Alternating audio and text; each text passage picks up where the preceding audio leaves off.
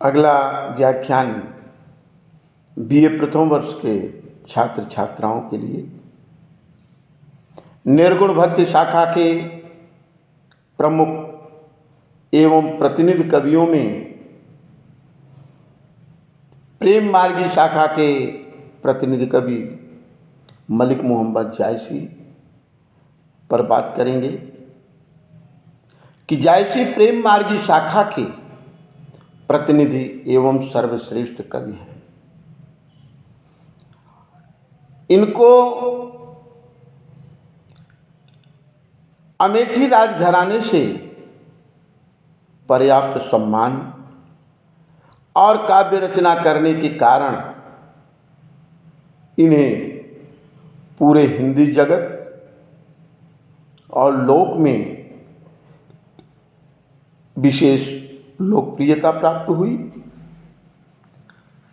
ऐसा माना जाता है कि प्रतिभा के धनी जायसी शारीरिक दृष्टि से कुरूप थे, काले थे और शेरशाह सूरी इनकी इस विकृत छवि को देखकर हंस पड़ा।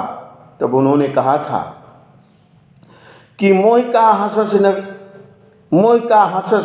की हंसस को हार कि हे बादशाह मुझ पर हंस रहे हो या बनाने वाले उसको मकार पर। यह उत्तर पाकर स्वयं शेरशाह लज्जित हो उठे थे। इन्हें अपने कुरूप होने पर कभी भी किसी प्रकार का संकोच या लज्जा का भाव अनुभव नहीं हुआ। ये जन्म से भले ही मुसलमान रहे किंतु ये हृदय से हिंदू थे। इनका जीवंत प्रमाण इनकी कृति पद्मावत है, कन्हावत है। जायसी प्रेम के प्रमुख कवि और प्रेम मार्ग के दीवाने रहे, इसलिए इन्होंने पद्मावत जैसे महान प्रेम गाथा काव्य की रचना की। इस पद्मावत के अंतर्गत जायसी ने इतिहास और कल्पना का सुंदर तुल्य योग करके पूरे उत्तर भारत को एक नई मिसाल प्रस्तुत की। प्रेम मार्ग का प्रवीण पथिक होकर भी जायसी हिंदू और मुसलमान दोनों की मिसाल का आधार बनी। दोनों की संस्कृतियों को मिलाकर इन्होंने एक संस्कृति कायम की, स्थापित की। वे मुसलमान तो थे किंतु उनके अंदर कट्टरता नहीं थी। साधु और संतों का समागम किया करते थे। उन्होंने संसार को देखा भी और समझा भी था। ये एक ईश्वरवादी होकर भी अद्वैतवादियों की तरह आत्मा और परमात्मा में कोई भेद नहीं मानते थे। इनका मानना था कि आत्मा और परमात्मा एक ही तत्व है और इसी आधार पर इन्होंने अंशांशी के संबंध को मानते हुए जीव को उस परम ब्रह्म से अलग नहीं किए, दोनों को एक ही रूप माने। अनल हक वाली विचारधारा के साथ साथ अहम ब्रह्मास्म के सिद्धांत के विश्वासी थे। मुस्लिम भाई कहते हैं अनल हक, मैं खुदा की आवाज़, मैं खुदा हूँ।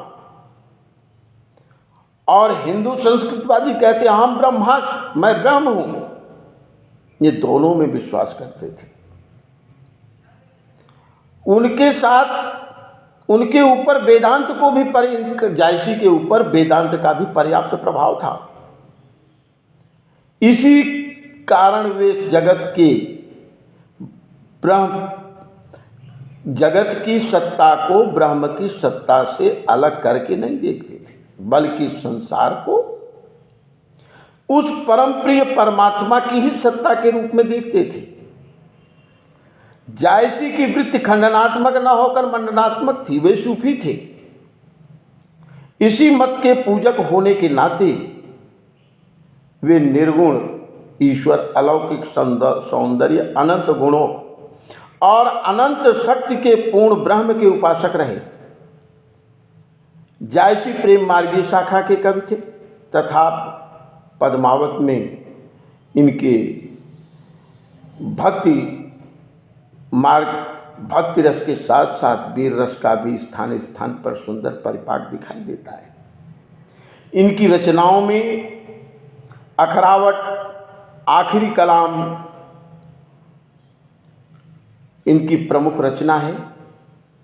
वैसे ये माना जाता है जायसी ने पद्मावत, अखरावट, आखिरी कलाम, कन्हावत, महरीबाई सी ग्रंथों की रचना की, लेकिन प्रामाणिक रूप में पद्मावत, अखरावट और आखिरी कलाम ये 3 इनके प्रामाणिक ग्रंथ प्राप्त हुए हैं। जायसी का पद्मावत सूफियों की मसनवी पद्धति पर लिखा हुआ एक प्रेम प्रधान काव्य है। इसके आधार पर ही जायसी की काव्य कला को हृदयंगम किया जाता है। पद्मावत में प्रायशः सभी रसों का सुंदर समावेश है, लेकिन प्रमुखता श्रृंगार रस की रही है। श्रृंगार के दोनों भेदों की, संयोग और वियोग विप्रलंब श्रृंगार की। इन्होंने रूपकत्व को लेकर रूपक का विधान करके कहीं कहीं पर इतिवृत्तात्मकता, वर्णन की प्रधानता, कल्पना का समावेश, ऐतिहासिक पात्रों के माध्यम से ये जीवात्मा और परमात्मा के मिलन का सुंदर सम्यक चित्रण पद्मावत महाकाव्य के माध्यम से प्रस्तुत किया है, जिसका कुछ अंश पढ़ने के लिए आपके यहाँ पाठ्यक्रम में निर्धारित है। धन्यवाद।